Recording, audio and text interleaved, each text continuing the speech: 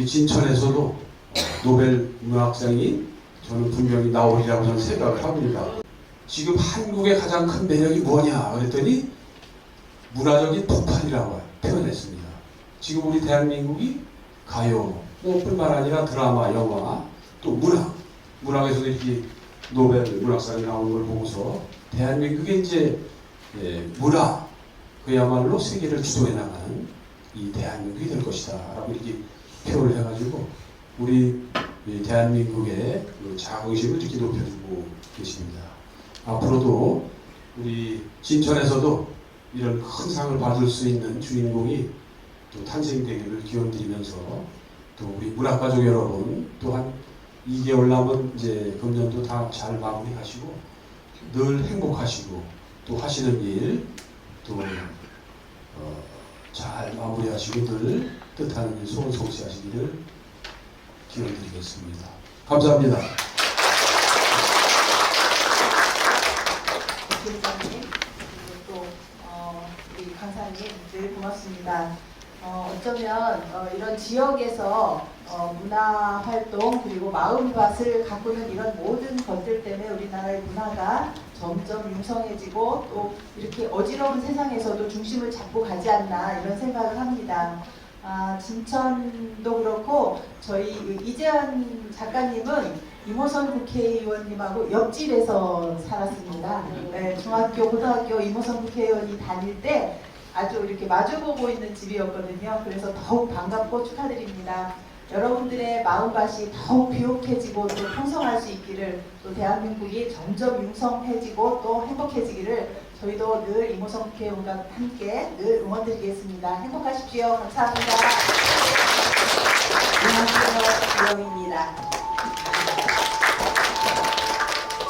한강 작가의 노벨문학상 수상 쾌거가 우리 한국 문학의 위상을 드높이는 데 7빛깔 수필이 흐르는 강 제10집 술간 문학전을 여는 김윤희 회장님을 비롯한 회원님들 축하드립니다.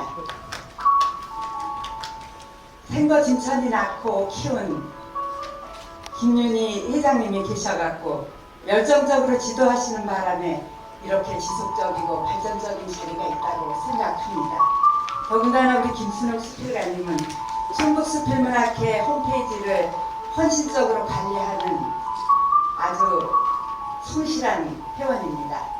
이번에 그 서수필집 나의 한기를 읽으면서 비퐁이 말한 그런 곳 그 사람이다 라는 생각을 했습니다. 찬 이슬을 다 이겨내고 찬설이 다 이겨내고 한국의 진한 향기를 그윽하게 풍겨서입니다. 오늘 등단을 하신 정하득 선생님, 김순옥 선생님, 이재한 선생님, 그리고 이재명 의장님, 민영훈 부의장님, 그리고 장규식 문화원장님, 그리고 이모선 국회의장님 사모님, 국회의원님 사모님, 그리고 여기 계신 모든 귀빈들께 건강, 건필, 행복을 기원하는 축시를 낭송해 올리겠습니다. 3시에서 5시 사이 도종환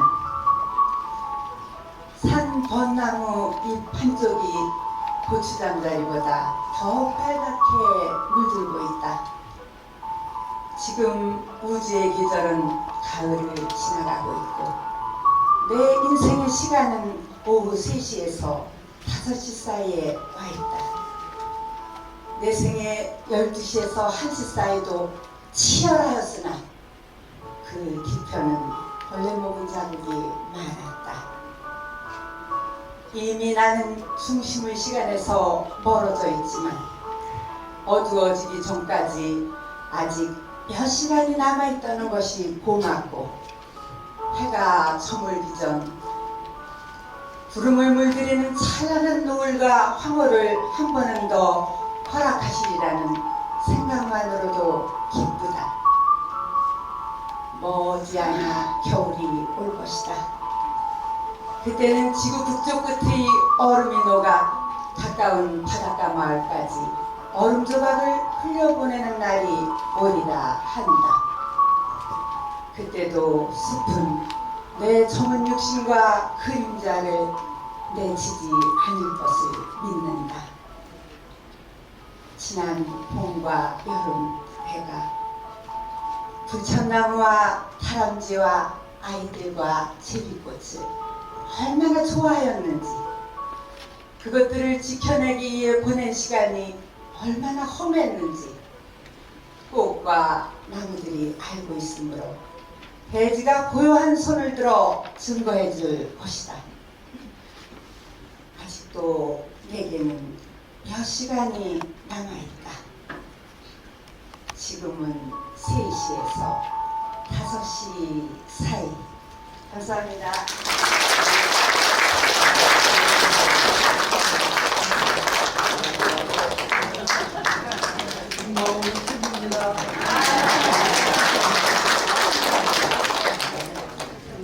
다음은 정화득 수필가의 등단 인사말이 있겠습니다.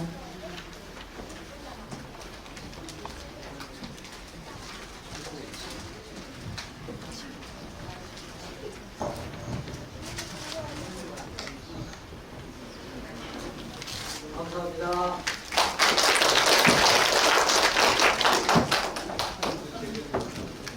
(10년이면) 강산이 변한다는 말이 있습니다.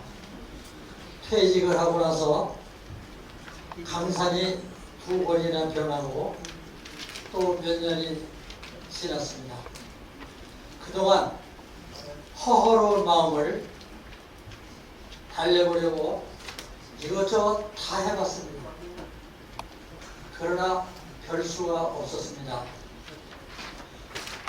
배가 고픈 것이 아니라 마음이 고파서 몸살을 하고 살아야 했습니다. 괴산에 텃밭 농장이 있는데 그것을 가꾸면서 틈틈이 신면 잡기를 끄적거리기 시작을 했습니다. 내 글의 독자는 딱 한 사람이었습니다. 그는 제 아내였습니다. 내가 쓴 글을 읽은 아내가 박장대소를 할 때가 있었습니다. 그래도 저는 즐거웠습니다. 그렇게 세월 따라 한 편, 2편 글이 모아지기 시작했습니다. 마음이 고파서 몸살을 했던 내가 그 신면잡기 쓰는 걸로 인해서 행복해졌습니다. 미운 오리새끼 같았던 내 글이 어느 때 백조로 변한 것들이 몇 편 있었습니다. 지인의 권고로 서너 편을 골라서 한국 수필에 투고를 해보았습니다. 전혀 기대를 하지 않았습니다. 그런데 뜻밖에도 신인상이라는 통보를 받았습니다. 마음이 매우 부끄러웠습니다. 그리고 벌거벗겨진 그런 느낌으로 가슴이 들떴습니다. 그런데 앞으로의 행보가 걱정입니다. 앞으로 내가 어떻게 해야 되지? 이런 생각이 저를 몸살나게 또 했습니다. 욕심 부리지 말고 낮은 곳으로 흘러가면서 글을 좀 써봐야 되겠다. 이렇게 생각을 했습니다. 등단은 문학의 첫걸음을 떼어도 좋다는 심사위원님들이 격려해 용기를 내어서 마지막 날까지 내 마음의 밭을 소박하게 읽어가면서 속살을 채워가고자 합니다. 감사합니다.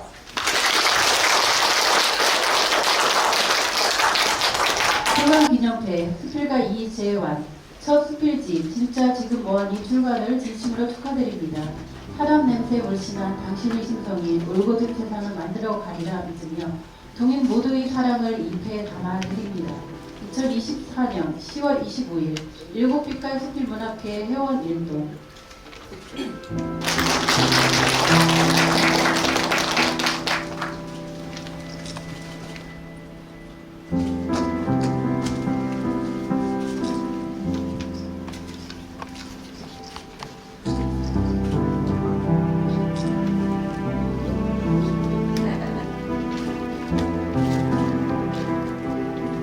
꽃다발을 준비하신 분들은 전달해 주시기 바랍니다.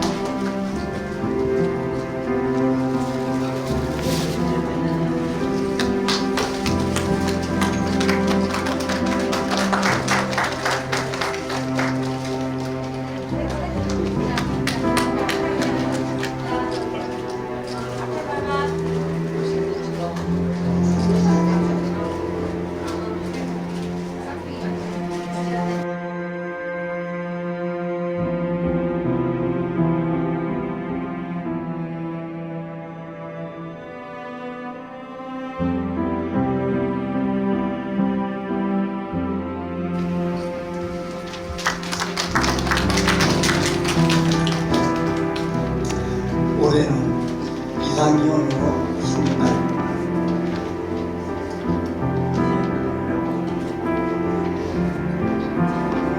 농민들의 마음을 아프게 합니다. 고생은 서서도 한다고 했습니다. 고생을 종합이라 여기며 살아왔기에 오늘이 있다고 생각합니다.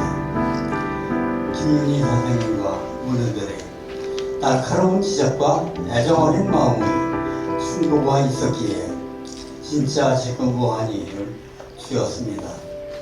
이 자리에서 여러분이 제게 주신 축하와 격려 말씀에 힘이 납니다.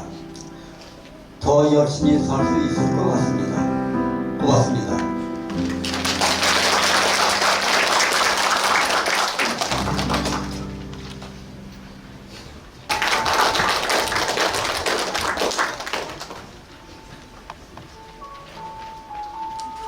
할머니 칼국수 정아드. 겨울엔 뜨끈한 칼국수가 생각난다. 골목길에 허름하기 짝이 없는 할머니 칼국수 집에 드나든 지 10년이 넘었다. 섣달 구운 날 불현듯 칼국수가 생각나 할머니 칼국수 집에 들어섰다. 할머니가 쓰러져 119에 실려 병원에 갔단다. 밀가루로 분칠 때 님하며 이따금 실룩거리는 콧잔등에 다정다감한 할머니 모습이 눈에 선하다. 헐레벌떡 병원으로 달려갔다. 응급실 창가 침상에 누워있는 할머니의 손등에 꽂은 주사바늘로 노란 수액이 한 방울씩 떨어져 들어간다. 간호사에게 상태를 알아보았다. 가로로 잠시 쓰러진 것이라 한다. 수액을 맞고 나면 곧 회복이 될 거라며 당분간 어머님이 푹 쉬도록 보살펴야 한단다. 할머니가 졸지에 내 어머니가 되었다. 할머니 곁에 앉아 물휴지를 뽑아 밀가루로 분칠된 이마와 손바닥에 덕지덕지 묻은 밀가루를 닦았다. 박고랑처럼 깊이 파인 주름살이 내 어머니 얼굴과 겹쳐 마음이 더 아프게 한다. 잠시 후 할머니가 눈을 뜨셨다. 여기가 어디야? 내가 왜 여기 와 있어? 깜짝 놀라 일어나려고 하신다. 어머니, 안 돼요. 그냥 누워 계세요. 여보게, 내가 왜 자네 어머니인가? 할머니는 자초지종을 듣고 난 후 고개를 끄덕이며 아주 행복한 얼굴이다. 한참 후 할머니는 정색을 하고 내일부터 칼국수는 그냥 먹어도 돼. 돈 많은 엄마가 어디 있는가? 한다. 펑펑 쏟아지는 한방눈을 맞으며 할머니와 팔짱을 끼고 병원을 나섰다. 더없이 따뜻하고 행복한 밤이다. 주방에 들어서니 낡은 개종시계가 정막을 깨고 울려 퍼진다. 사랑의 종소리다.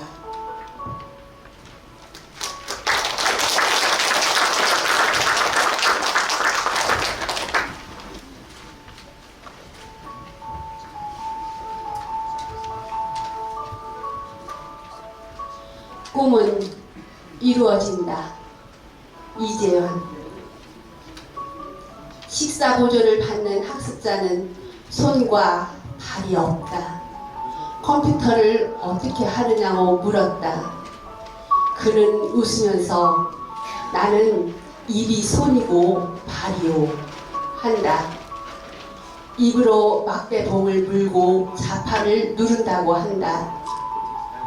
집에서 전동 휠체어를 타고 혼자서 교육장까지 왔다가 귀가한다. 자신이 휠체어를 입으로 운전할 수 있는 위치에 스위치를 달아달라고 부탁하여 타고 다닌다고 덧붙인다.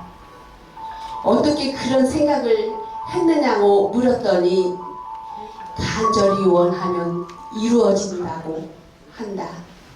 자신이 할 수 있는 일은 입으로 하는 방법뿐이라는 생각에 착안해서 꿈을 이룬 것이라고 흐뭇해한다. 그 말을 듣는 순간 너무나 부끄러웠다.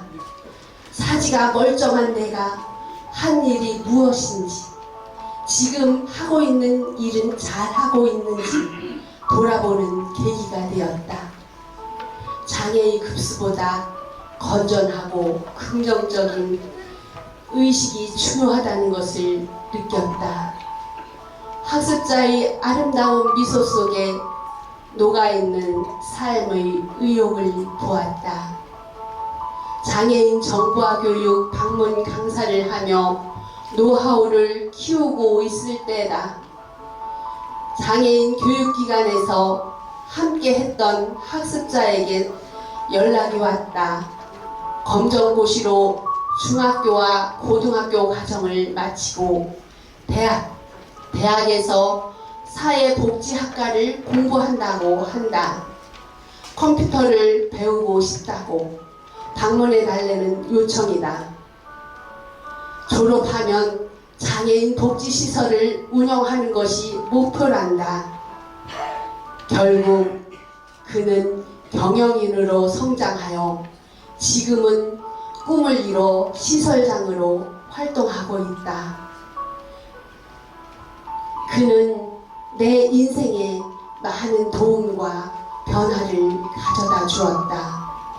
노년을 즐겁게 잘 지내는 방법을 터득하는 기회와 희망을 주었다. 내 삶에 있어 또 다른 스승이다.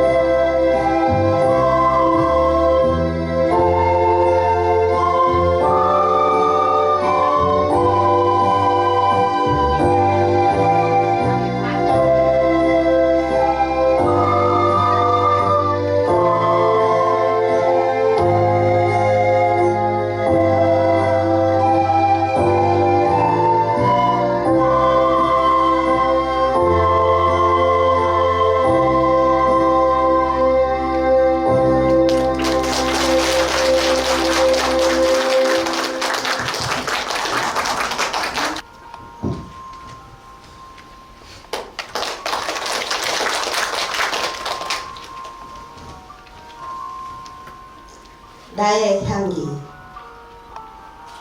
김순옥. 현관에 들어서자 야릇한 향기가 집안에 가득하다. 향을 내뿜고 있는 진원지를 찾아보니 베란다 쪽이다. 향기는 줄지어 서 있는 6개의 화분 중에서 폴폴 풍겨 나오고 있었다.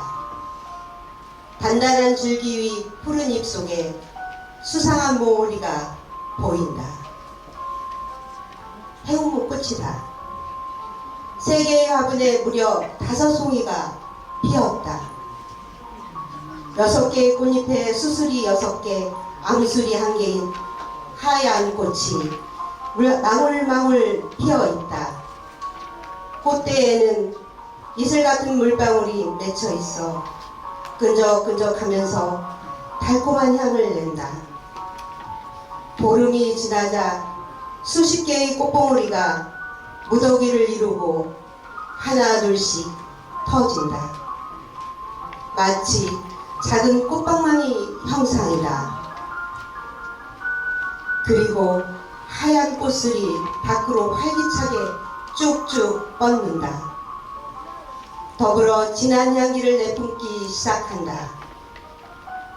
라일락 향기 같기도 하고 백합향 같기도 한 꽃내음이 온 집안을 가득 채운다.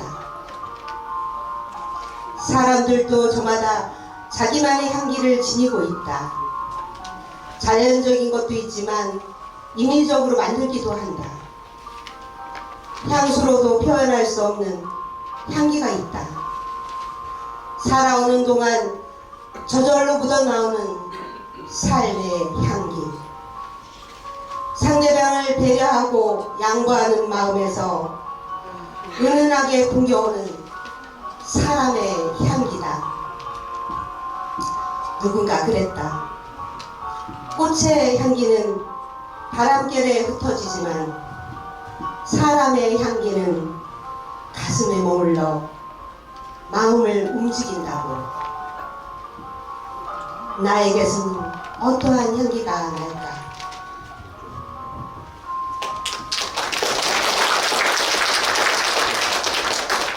평안정부 감사 정영준 의원의 신의 한수, 임종희 의원의 딸의 가족은 경쟁품, 영규석 의원은 마실와시우, 마지막으로 신철 의원의 트럭거의 사연순으로 하겠습니다. 박은경 의원의 부상기입니다.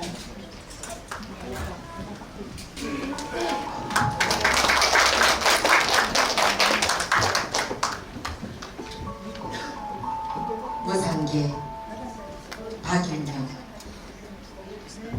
어머님이 92세의 일기로 운명하셨다.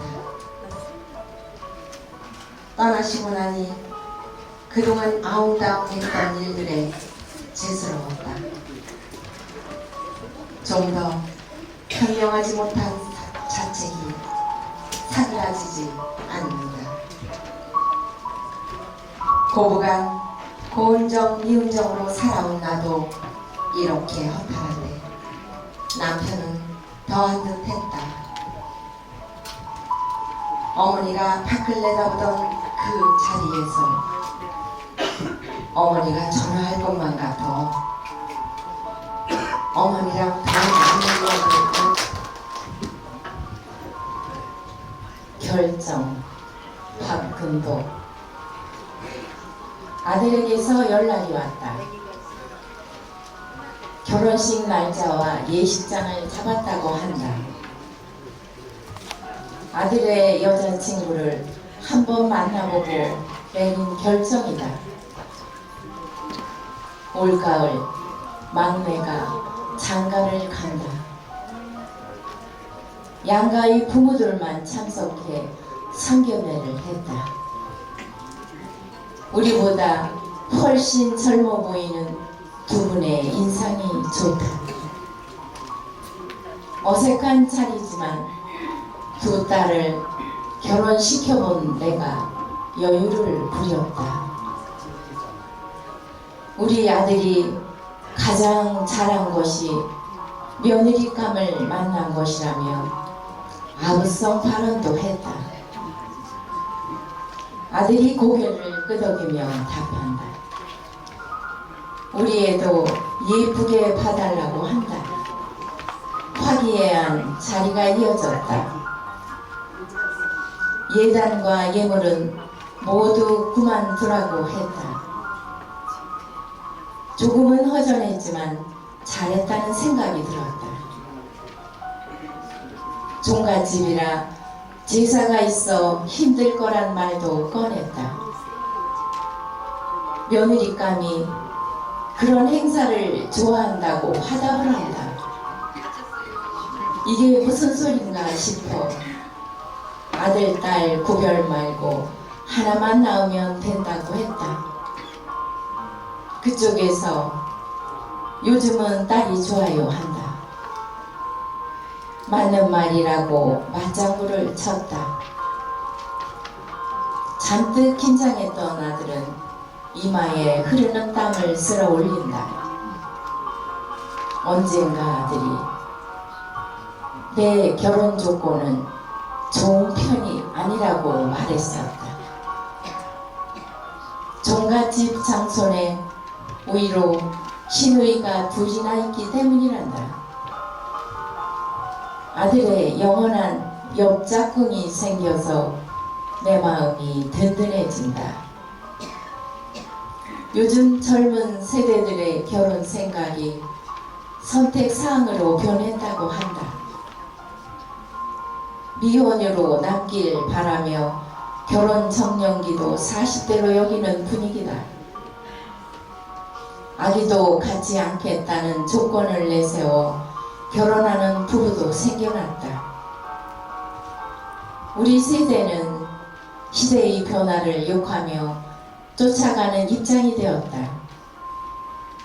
둘은 지난달부터 유행처럼 되어버린 혼전 동거를 시작했다. 자식의 행복을 기원하는 것은 이 세상 모든 부모의 마음일 것이다.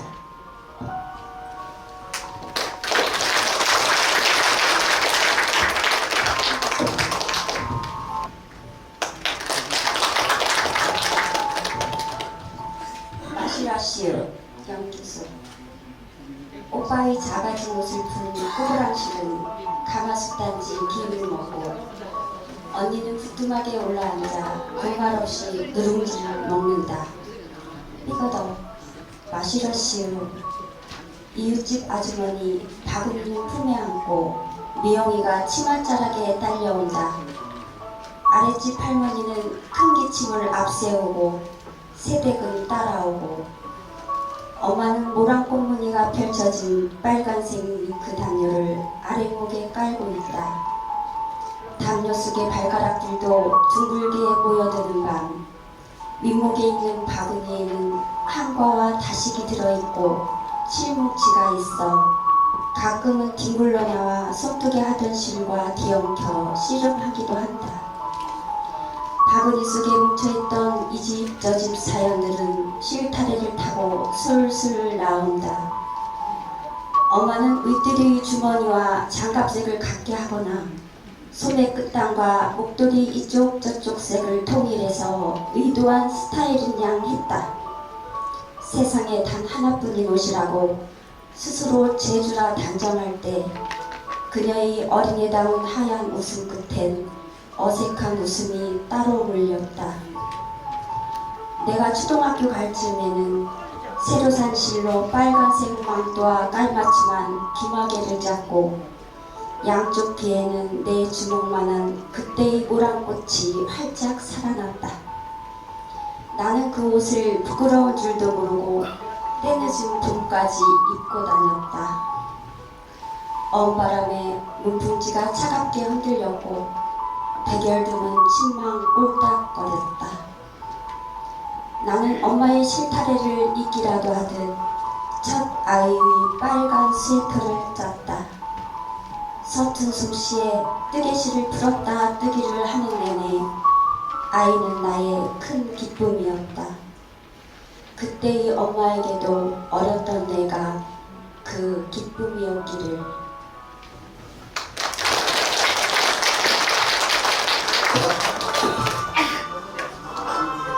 더 크게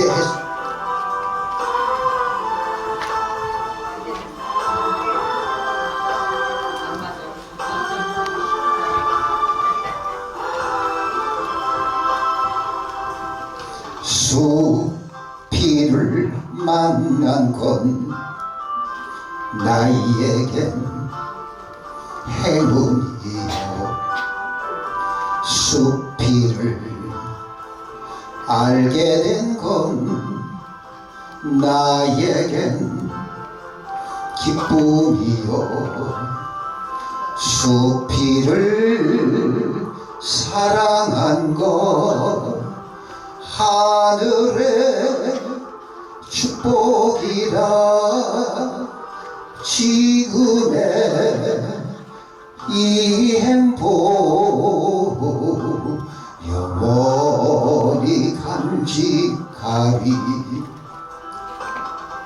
때론 비가 와도 때론 눈이 와도 우리의 사랑은 언제나 변치 않으리라. 우리의 약속은 저 하늘 별처럼 넋을지 않으리라.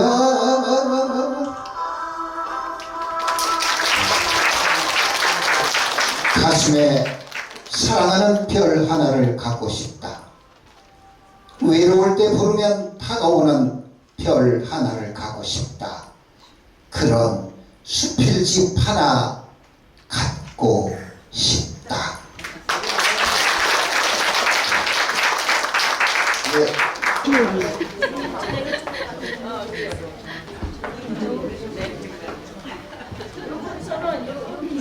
손만 이렇게 손만 하세요. 손만 케이크 절단하는 것만 해. 손만 대세요. 손을 이렇게 네네네 그렇게 불이 꺼졌어. 불이 살짝 내어서 와. 내어서 이렇게 내어서 얼른 와. 살짝 내어서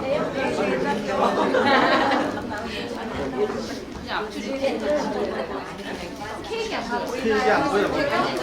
책도 안 보여.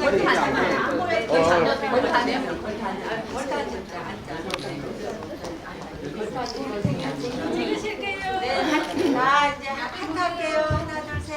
자 찍으세요. 자 이를 하얗게 보내세요. 하나, 둘, 셋. 네. 감사합니다.